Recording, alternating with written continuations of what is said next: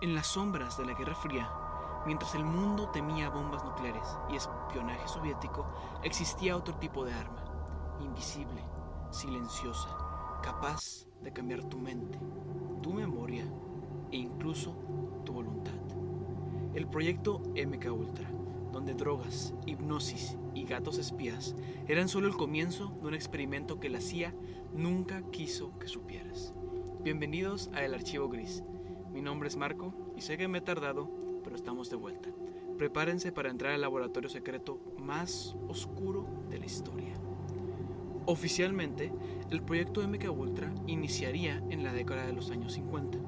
Pero como ocurre con muchos de los programas más oscuros de la historia, su origen real no aparece de la nada, ni comienza con una sola firma en un documento oficial.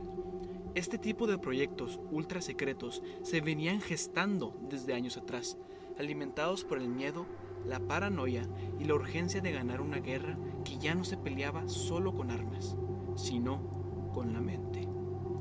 Para entender cómo nació MK Ultra, primero hay que retroceder en el tiempo. Al finalizar la Segunda Guerra Mundial, entre 1945 y 1950, Estados Unidos puso en marcha la operación Paperclip. Bajo este programa, el gobierno estadounidense reclutó a científicos nazis. Esto para incorporarlos a proyectos militares y de inteligencia. Algunos de estos hombres no eran simples técnicos. Habían participado directamente o aprobado en experimentos humanos en los campos de concentración de Auschwitz y Dachau. No se trataba únicamente de aprovechar su conocimiento científico, sino de importar una forma de pensar, una mentalidad donde la ética era secundaria y el fin justificaba cualquier medio. Paperclip no creó MK Ultra, pero ayudó a normalizar la idea de que en nombre de la seguridad nacional todo estaba permitido. Poco después, en 1950, la CIA decidió dar el siguiente paso. Ese año se creó la iniciativa secreta formal de la agencia para estudiar el control mental, el uso de drogas y nuevas técnicas de interrogatorio. Su nombre, Proyecto Bluebird. Este proyecto puede considerarse el verdadero origen del programa de control mental de la CIA. Su objetivo era simple, pero inquietante: descubrir si era posible quebrar la voluntad humana, manipular recuerdos y extraer información de una mente que no quería cooperar. Pero Bluebird no fue suficiente. En agosto de 1951, el proyecto fue ampliado y rebautizado como Proyecto Artichoke. Bajo este nuevo nombre, la investigación se volvió más agresiva. Se profundizó en el uso de drogas psicoactivas, hipnosis y técnicas diseñadas no solo para interrogar, sino para controlar el comportamiento humano. Paperclip, Bluebird y Architalk fueron en conjunto el caldo del cultivo perfecto. 3 programas distintos, una sola obsesión: dominar la mente humana. Ahora, finalmente, el 13 de abril de 1953, nació oficialmente el proyecto MK Ultra, bajo la administración del presidente Harry S. Truman. Sin embargo, para ese momento, la maquinaria ya llevaba años en marcha. Al frente de la CIA se encontraba Allen W. Dulles, el hombre que dirigía las operaciones encubiertas más delicadas de Estados Unidos. Dulles estaba convencido de que la Unión Soviética había desarrollado técnicas avanzadas de control mental. Circulaban rumores de prisioneros obligados a dar confesiones falsas, de soldados reprogramados, incluso de personas entrenadas para matar sin siquiera recordar haber recibido esa misma orden. Para Dulles, esto representaba una amenaza urgente. En un memorándum dirigido a Frank Wisner, uno de los altos oficiales que supervisaban estos programas, Dulles dejó claro su objetivo. Era necesario ir más allá de los métodos tradicionales de interrogación, incorporando drogas, hipnosis, terapia de electroshocks y cualquier otro medio que permitiera dominar la mente. Bajo su control, la CIA comenzó a abrir prisiones secretas en Alemania Occidental y Japón, lugares fuera del escrutinio público, donde se experimentaba con individuos sin supervisión médica independiente y en muchos casos sin ningún tipo de consentimiento. Uno de los asesores clave en esta fase inicial fue el general Walter Schreiber, ex cirujano general del ejército nazi, un hombre que había probado experimentos humanos en campos de concentración. Su presencia no era casual, simbolizaba hasta dónde estaba dispuesto a llegar el programa. Para ejecutar la parte más delicada del proyecto, Dulles confió en un hombre en particular, Sidney Gottlieb, un químico que acababa de unirse a la CIA y que rápidamente se convirtió en el máximo experto de la agencia en el uso de fármacos. Gottlieb supervisó prácticamente todo el proyecto MKUltra. Su misión era clara y perturbadora: encontrar una droga que funcionara como el suero de la verdad perfecto.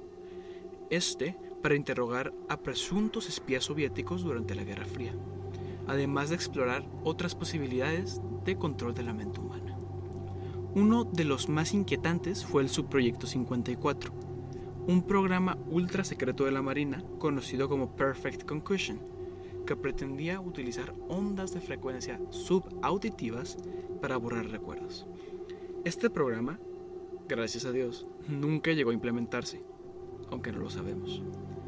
Sustancias capaces de romper defensas mentales, reprogramar a una persona y hacerla decir absolutamente todo, literalmente. La CIA estaba detrás de estos métodos. Incluso comenzaba a utilizarlos en sus propios prisioneros. Además, la CIA también estaba interesada en manipular a líderes extranjeros mediante este tipo de técnicas, llegando incluso a diseñar varios planes para drogar a Fidel Castro. Exacto, Fidel Castro. Con frecuencia, los experimentos se realizaban sin el consentimiento de los sujetos. En algunos casos, investigadores académicos recibían financiamiento a través de organizaciones fachada de la CIA, sin saber que su trabajo estaba siendo utilizado con fines de control mental y manipulación psicológica.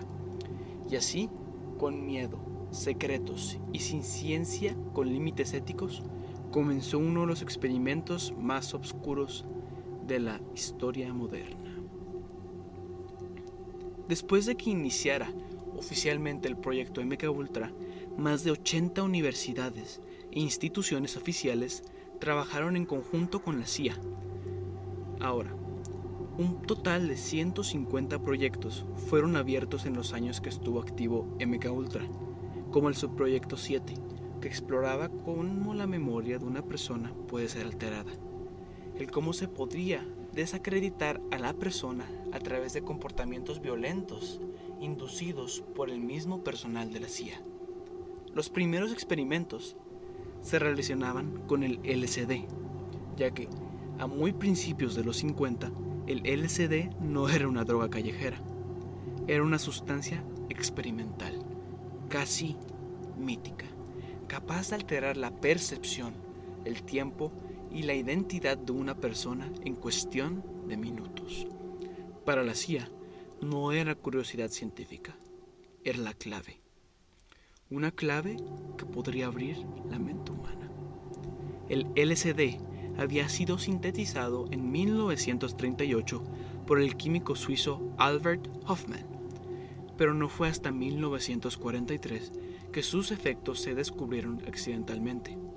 Hofmann describió visiones intensas, distorsión del tiempo y una sensación de disolución del yo. Eso fue suficiente para que años después los servicios de inteligencia pusieran atención, ya que si esta sustancia podía desorganizar la mente, volver a alguien sugestionable y romper su sentido de identidad, entonces también podía convertirse en el arma perfecta. Poco después del descubrimiento de los efectos, como si fuera un yonki con dinero, la CIA compró prácticamente todo el suministro mundial de LSD durante los años 50. Sidney Gottlieb veía en la sustancia una posibilidad extrema, casi divina, no solo hacer hablar a alguien, sino reconstruirlo desde cero. El problema era que nadie sabía controlar el efecto. Aún así, siguieron adelante. El LSD fue administrado a soldados, a prisioneros, a pacientes psiquiátricos y a científicos, incluso dentro de la propia CIA, sin advertencia, sin consentimiento y sin un seguimiento médico adecuado. Uno de los casos polémicos es el de Frank Olson, y el cual comienza exactamente así: una bebida adulterada en una reunión. En cuestión de días, su mente simplemente colapsó. Ahora, hablaremos de los experimentos extremos. Los sujetos eran observados durante horas o incluso días. La CIA capturaba a los sujetos en contra de su voluntad, y ahí era cuando comenzaba todo. El sujeto, después de haber ingerido la droga, despierta sin saber cuánto tiempo ha pasado. No hay reloj, ni ventanas. La luz nunca cambia. Minutos y horas dejan de existir como conceptos separados. El tiempo se vuelve una masa espesa, interminable, imposible de medir. Cada segundo parece durar demasiado y al mismo tiempo nada. El LSD comienza a hacer efecto. Las paredes comienzan a respirar, y no es metáfora. Se mueven, se contraen y se expanden. El silencio pesa tanto que el propio pensamiento suena como un grito dentro del cráneo. El sujeto intenta concentrarse, pero su mente se fragmenta. Ideas inconclusas, recuerdos mezclados, voces que no estaban ahí antes. Y pronto aparece el miedo. No un miedo lógico, sino una certeza absoluta de que algo terrible está por ocurrir. No sabes qué, no sabes cuándo, solo sabes que está cerca. Tu corazón se acelera, las manos sudan, tu cuerpo entra en pánico, mientras la mente ya no puede explicar por qué. Empiezas a ver amenazas donde no las hay. Un sonido lejano se convierte en pasos. Una sombra se convierte en una figura observando. Un pensamiento se convierte en una orden externa. El sujeto está convencido de que lo están vigilando, de que alguien quiere hacerle daño, de que no volverá a salir vivo. Suplica, llora, grita, pero nadie responde. Horas después, o días, ya no importa, la paranoia se vuelve total. Ya no confía en nada, ni siquiera en sus propios pensamientos. Cada idea parece implantada, cada recuerdo parece falso. La mente entra en guerra consigo misma. Algunos intentan aferrarse a quienes eran, su nombre, tal vez su familia o su pasado, pero esas referencias empiezan a borrarse. ¿Soy real? ¿Esto está pasando? ¿Y qué tal si siempre estuve aquí? En ciertos casos, la mente colapsa por completo. Crisis psicóticas profundas. Despersonalización total. El sujeto deja de sentirse humano y se convierte en un observador atrapado dentro de su propio cuerpo. Cuando el experimento termina, si es que termina, el LSD desaparece, pero el daño no. Algunos ya no pueden dormir sin terror. Otros nunca vuelven a confiar en la realidad. Hay quienes olvidan cómo relacionarse, cómo trabajar, cómo vivir. No hubo terapia real, no hubo disculpas, ni hubo un seguimiento. La CIA no buscaba curar, no buscaba entender el sufrimiento. Buscaba saber cuánto podía romperse una mente antes de dejar de funcionar. Pero la CIA no terminaría ahí. Este solo sería el comienzo, pues no necesitaban drogas para experimentar con los individuos. También usaban la insolación absoluta. Ahora, para ese tipo de experimento, se comenzaba quitando absolutamente todo. El sujeto en el que se iba a experimentar era llevado a una habitación sin ventanas, las paredes lisas, sin referencias. La luz artificial permanecía constante o desaparecía por completo. No había relojes, no había sonidos reconocibles, no había manera de saber si afuera era de día o de noche. Al igual que con el LSD, el tiempo dejaba de existir. Al principio, el sujeto intentaba resistirse, contaba sus respiraciones, pensaba en recuerdos, se repetía su nombre como un ancla. Pero el cerebro humano no está diseñado para el vacío. Después de unas horas, algo comenzaba a fallar. De nuevo, el silencio ya no era silencio. Se transformaba en un zumbido, luego en pulsaciones, luego en voces que no decían palabras claras, pero estaban ahí. El cerebro, desesperado por estímulos, comenzaba a inventarlos. El cuerpo seguía vivo. La mente empezaba a perder terreno. Sin referencias externas, los pensamientos se volvían circulares. Una idea se repetía una y otra vez hasta volverse insoportable. El miedo aparecía sin causa concreta. No había amenazas visibles, pero la sensación de peligro era absoluta. El sujeto sentía que algo lo observaba. No podía probarlo ni señalarlo, pero estaba convencido. Algunos solo gritaban para escuchar su propia voz. Otros golpeaban las paredes hasta sangrar, buscando confirmar que aún existían.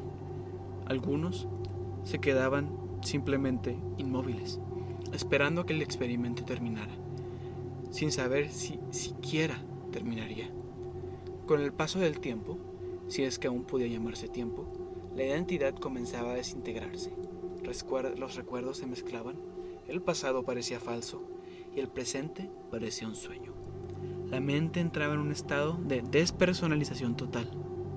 El sujeto ya no se sentía dentro de su propio cuerpo, sino observándolo desde afuera, como si fuera otra persona. En ese punto, muchos ya no pedían salir, pedían desaparecer. La CIA observaba cuidadosamente, ya que se daban cuenta que estos mismos efectos se podían ver con el LSD. Ahora, la CIA simplemente buscaba el momento exacto en el que la mente dejaba de luchar, ya que algunos colapsaban en cuestión de días. Otros duraban semanas antes de quebrarse por completo.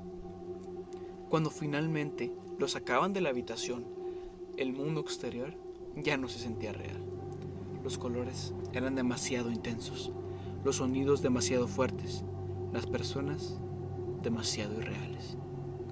Para algunos, esa sensación nunca desapareció. Años después, todavía sentían que la realidad podía apagarse en cualquier momento, que el silencio podía volver, que su mente ya no era un lugar seguro. No hubo cicatrices visibles, no hubo golpes, no hubo sangre suficiente para llamar la atención. Pero el daño fue profundo, silencioso y permanente, pues no necesitaban torturar el cuerpo, bastaba quitarle a la mente todo aquello que la mantenía humana.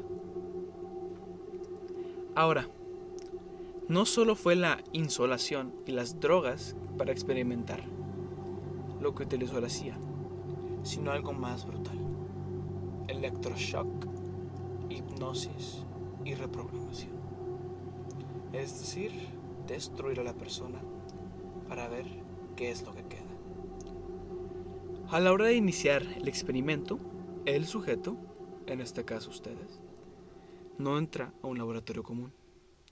Entras a una sala que parece un hospital, pero no se siente como uno. Hay camillas, correas, electrodos fríos colocados sobre tu cabeza. Nadie explica nada con claridad. Las respuestas son vagas, técnicas, tranquilizadoras en todo caso. Entonces llega la descarga. Tu cuerpo se arquea violentamente. Tus músculos se tensan hasta el límite.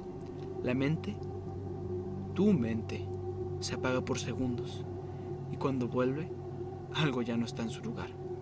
No solo es el dolor, es la confusión absoluta. fragmentos de memoria que ya no encajan, sensaciones sin contexto. Y no es una vez. Las sesiones se repiten, día tras día, a veces incluso varias veces en el mismo día.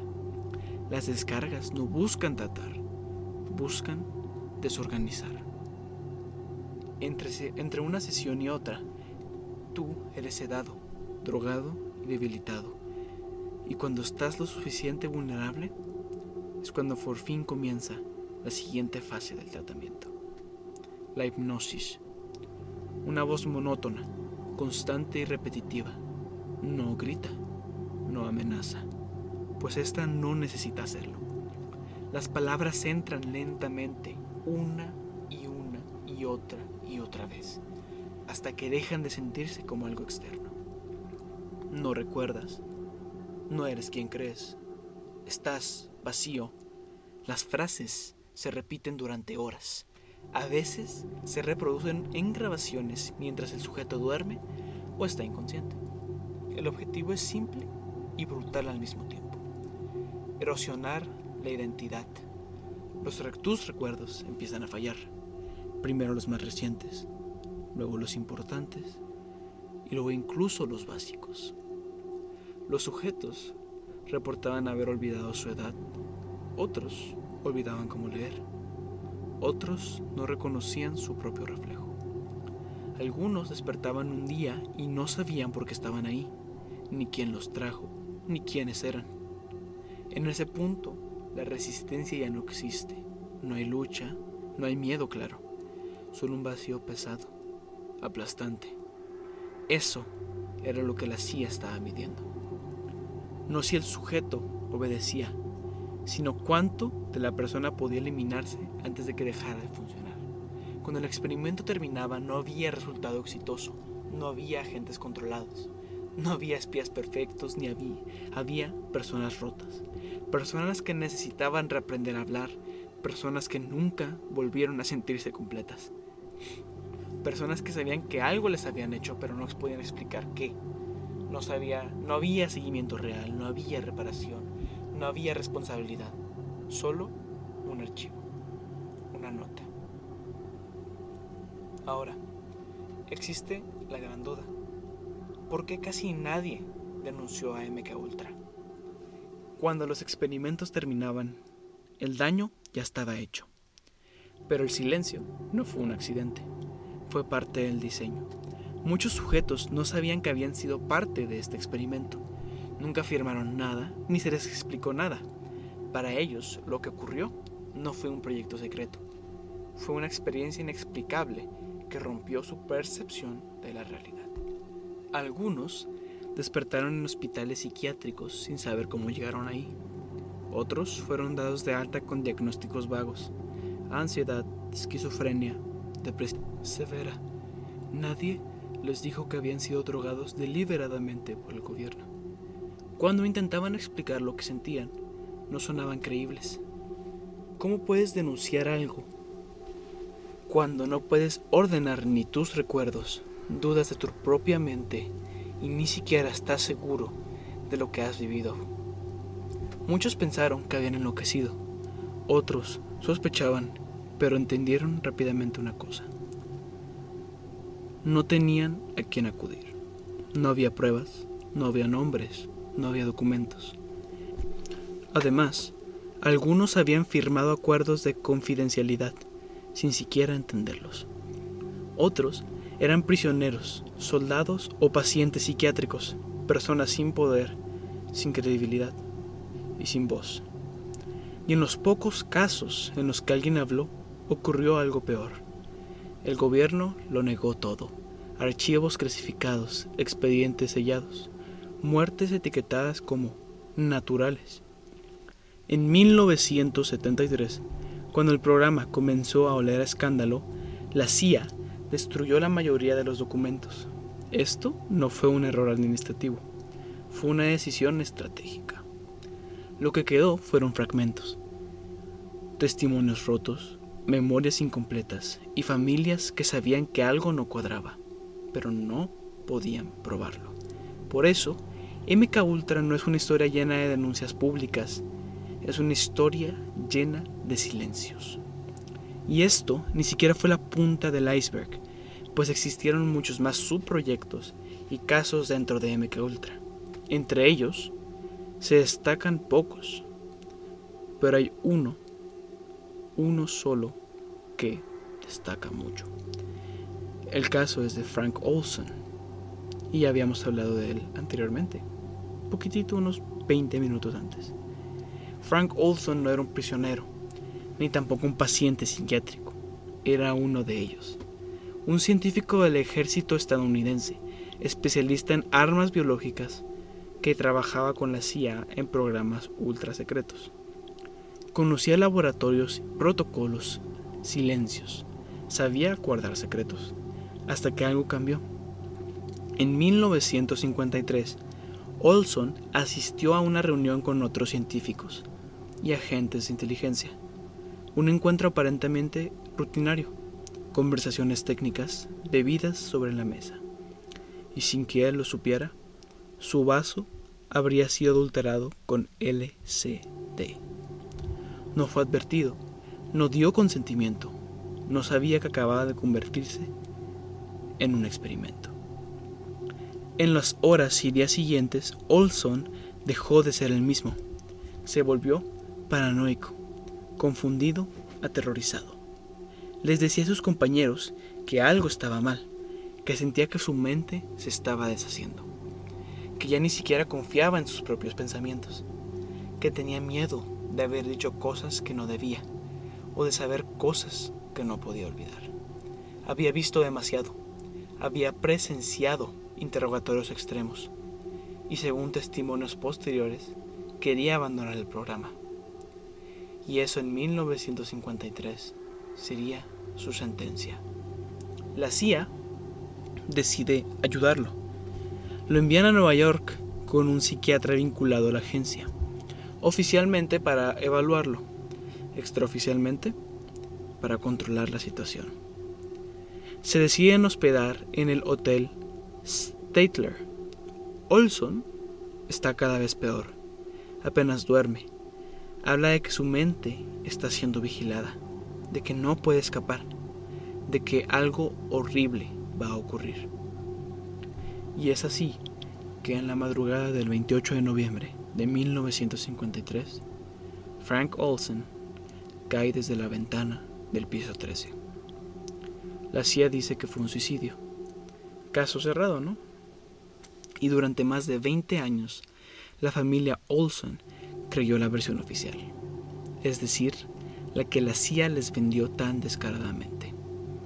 Hasta que en los años 70, MKUltra sale a la luz. El gobierno admite algo LSD sin su consentimiento. El presidente Gerald Ford pide disculpas públicas a la familia. Se les da una compensación económica, pero no se reabre el caso. Años después, una autopsia independiente revelaría algo inquietante. Olson tenía lesiones en la cabeza previas a la caída, las cuales no cuadraban con un simple salto. La pregunta nunca desapareció. ¿Se suicidó un hombre destruido psicológicamente por un experimento ilegal? ¿O fue empujado porque sabía demasiado y quería irse? No hay respuesta definitiva, porque los archivos desaparecieron, los testigos murieron y las decisiones se tomaron en habitaciones donde no entran los historiadores. Olson no sería de los únicos en ser drogados sin su consentimiento, pues varios sujetos en el exterior sufrirían por culpa de la operación Midnight Climax en 1955, en la que la CIA contrataba prostitutas para drogar a hombres con LSD diluido en bebidas que ellas mismas les entregaban. Después de seducirlos, ellas los llevaban a casas seguras de la CIA, donde los drogaban y tenían, a lo que iban, mientras que agentes de la CIA observaban las reacciones de los sujetos que ingirieron el LSD, viendo nuevamente cómo se quebraban mentalmente. Adquirían inclusive bipolaridad y a veces llegaban a confesar bastantes de sus secretos. Pero todo este proyecto no solo involucraba humanos, sino que también animales. Y no cualquier animal, sino que el más mortífero, despiadado y elegante de todos los felinos: el gato. Este experimento sería bautizado como Acoustic Kitty, y planteaba utilizar a los gatos como espías. En los años más tensos de la Guerra Fría, la CIA ya no pensaba como una agencia, pensaba como una mente acorralada. Experimentos para crear agentes durmientes, hipnosis, pero sobre todo la necesidad de saber lo que los soviéticos tramaban. Para la CIA, cada conversación soviética que no podían oír se sentía como una derrota. Cada banco público, cada parque, cada calle abierta era un escenario perdido. Los soviéticos hablaban a plena luz del día, confiados en que nadie se atrevería a acercarse. Y a fin de cuentas, tenían razón. Los micrófonos eran visibles, los agentes humanos levantaban demasiadas sospechas, los coches intervenidos eran detectados. La paranoia exigía algo nuevo, algo invisible, algo vivo. La idea no nació en un laboratorio, nació en una sala cerrada, con un café frío y hombres agotados. Alguien observó por la ventana. Un gato cruzó el estacionamiento. Nadie lo miró 2 veces. Eso, un silencio incómodo. Luego otro hombre asintió lentamente. Nadie sospecha de un gato. No hubo risas, hubo notas, diagramas, solo un presupuesto aprobado de poquito, $20 millones, que con una inflación ajustada serían entre 180 y 200 millones de dólares. Todo para un gato. Micrófonos implementados, cirugías y un entrenamiento muy sorpresivamente fallido. Así, sin dramatismo, la CIA decidió convertir a un animal en tecnología. Ahora, el laboratorio, el lugar, no parecía un hospital, parecía una fábrica. Mesas de acero, luces blancas e instrumentos quirúrgicos alineados con una precisión militar. El gato era anestesiado, no para aliviar el dolor, sino para facilitar la modificación. Los científicos no hablaban del gato como un animal, hablaban sino como un dispositivo. Primero, comenzaban con el cráneo. El primer corte era detrás de la oreja, pequeño, exacto. Se abría el canal auditivo y se insertaba un micrófono del tamaño de una uña, directamente en el oído interno, no para mejorar la audición, sino para convertir cada sonido en una señal. El mundo ya no era un ruido, sino que era información. En el cuerpo, los científicos realizaban una incisión en el pecho. Esta era abierta justamente entre los músculos y órganos. Ahí se colocaba el transmisor. Este era el núcleo del sistema. Cada latido interfería, cada respiración distorsionaba.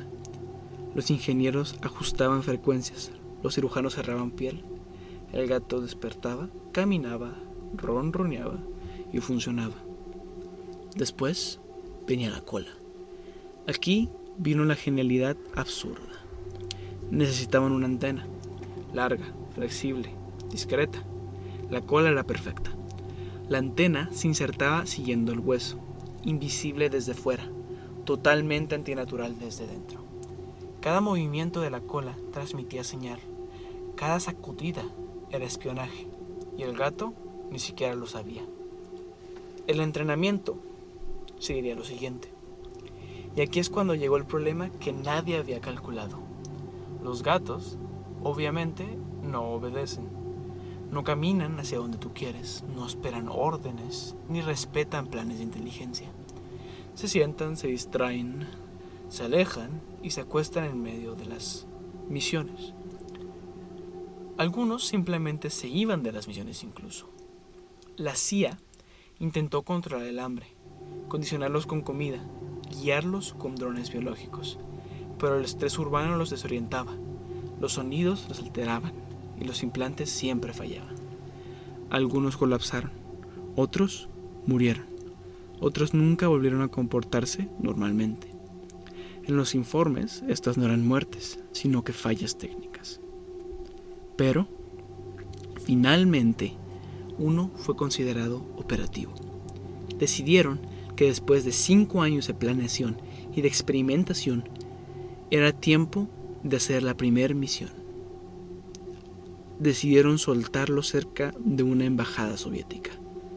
Un parque, una banca y 2 hombres hablando.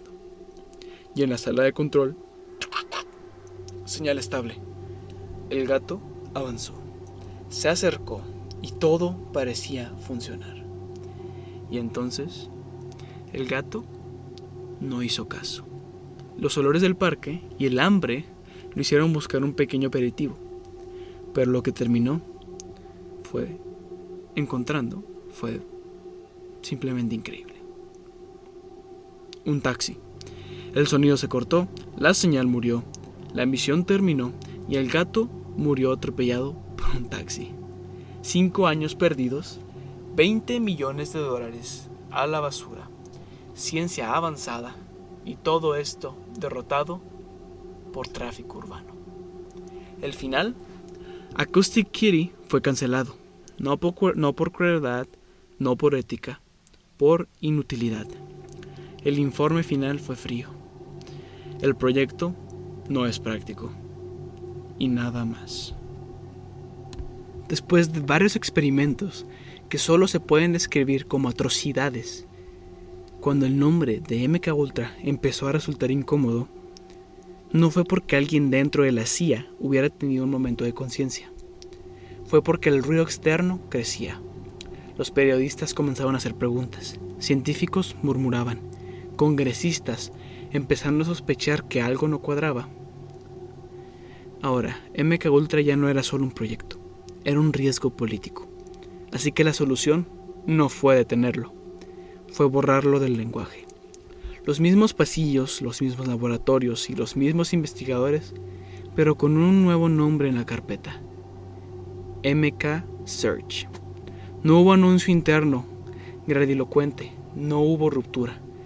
El cambio ocurrió como ocurren las cosas verdaderamente peligrosas, en silencio, con sellos nuevos y firmas distintas de la página. MK Search no nació como un experimento radical, nació como una corrección. MK Ultra había sido brutal, caótico e impulsivo. Demasiados sujetos quebrados, demasiadas consecuencias imposibles de ocultar, demasiadas preguntas sin respuestas convincentes. MK Search tomó todo eso y lo refinó. Ya no se trataba de empujar a la mente humana hasta el colapso, sino de explorar cuánto podía ser doblada sin romperse. Los experimentos continuaron, pero ahora eran más metódicos. Drogas psicotrópicas administradas en dosis precisas, combinadas con un estímulo cuidadoso.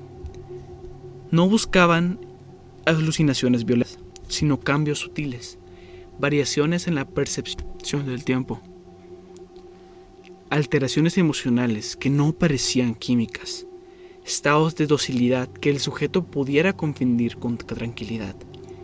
La idea no era que la persona supiera que algo estaba mal, sino que jamás se diera cuenta que había sido tocada. MK Search se obsesionó con el comportamiento, con cómo una persona tomaba decisiones, con cómo reaccionaban ante la autoridad, con qué tan fácil era inducir confianza, miedo o sumisión sin recurrir a la violencia visible. Los interrogatorios ya no necesitaban gritos ni golpes. Ahora bastaba con una sustancia bien dosificada y el ambiente adecuado. El control se volvía elegante, clínico, difícil de probar. Gran parte de esta investigación se escondía detrás de instituciones respetables, universidades que creían que estar estudiando la mente humana, hospitales que pensaban estar probando nuevos tratamientos, laboratorios financiados por organizaciones que no sabían o preferían no saber quién estaba realmente pagando las facturas. La CIA ya no necesitaba estar presente físicamente. Observaba desde lejos, recolectando datos, comparando resultados y ajustando hipótesis. La gran diferencia entre MKUltra y MKSearch fue el aprendizaje. MKUltra había demostrado que la mente podía romperse.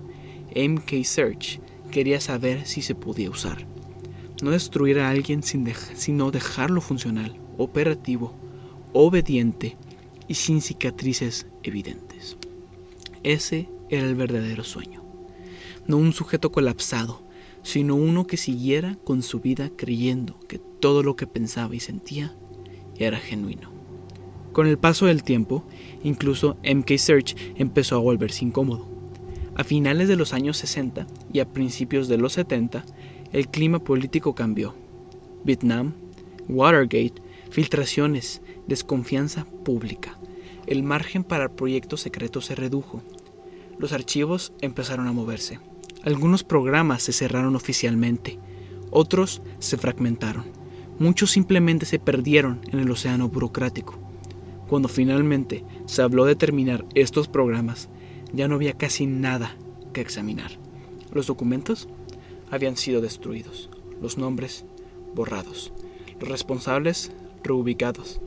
Lo que quedó fue una sombra imposible de delimitar con precisión. MKSearch desapareció como había nacido, sin ruido. Y ese es quizás el detalle más inquietante de todos. No que existiera, ni que continuara, sino que funcionara lo suficientemente bien como para no necesitar explicaciones. Pero después pasaría algo que haría que todas estas atrocidades salieran a la luz. En 1974, un periodista llamado Seymour Hersh publicó una serie de reportajes que cayeron como una bomba silenciosa. No hablaban de espionaje extranjero ni de guerras lejanas, hablaban de algo mucho más inquietante. La CIA había estado experimentando con ciudadanos estadounidenses, sin su consentimiento, sin supervisión y sin consecuencias visibles. La reacción fue inmediata. El Congreso, presionado por una opinión pública cansada de mentiras, abrió investigaciones. El Comité Church y la Comisión de Rockefeller comenzaron a tirar de hilos que llevaban décadas enterrados. Cada audiencia revelaba algo nuevo y al mismo tiempo dejaba claro que ya no existía. Porque en 1973, justo antes de que saliera todo a la luz, el entonces director de la CIA, Richard Helms, había dado una orden simple y devastadora: destruir todos los archivos. Cajas enteras de documentos fueron trituradas, quemadas o desaparecidas, no para proteger a las víctimas, sino para proteger a la misma institución que había experimentado en ellas. Cuando el Senado finalmente accedió a los restos del programa en 1977, solo encontraron fragmentos, cerca de 20.000 documentos mal archivados, olvidados por error, pedazos de un rompecabezas que nunca volverá a estar completo. No había listas definitivas de víctimas, no había registros claros de cuántos murieron, cuántos quedaron dañados, cuántos siguieron con su vida sin entender por qué algo dentro de ellos se había quebrado para siempre. Casos como el de Frank Olson dejaron de parecer incidentes aislados y comenzaron a verse como síntomas. Midnight Climax ya no era una anécdota grotesca, sino parte de un patrón. Inclusive Acoustic Kitty dejó de ser solo un absurdo y se convirtió en prueba de hasta dónde puede llegar una institución cuando nadie los observa. La CIA nunca admitió excesos, nunca pidió perdón, ni nunca nombró responsables directos. Y sobre todo, nunca aseguró que algo así no volvería a ocurrir. MKUltra no es solo una historia del pasado, es una advertencia, una prueba de lo que sucede cuando el miedo reemplaza a la ética, cuando la seguridad nacional se convierte en una excusa absoluta, cuando el enemigo es tan abstracto que cualquier método parece justificable. No necesitas creer en conspiraciones para aceptar una realidad incómoda. Esto pasó. Está documentado y solo conocemos una fracción. porque la mayoría de la historia fue destruida a propósito. Así que la próxima vez que alguien te diga, el gobierno nunca haría algo así, recuerda esto: no lo hicieron en secreto porque fuera ilegal. Lo hicieron en secreto porque funcionaba mejor sin testigos. Esto fue el expediente 004, el proyecto MKUltra. Y este es el archivo gris.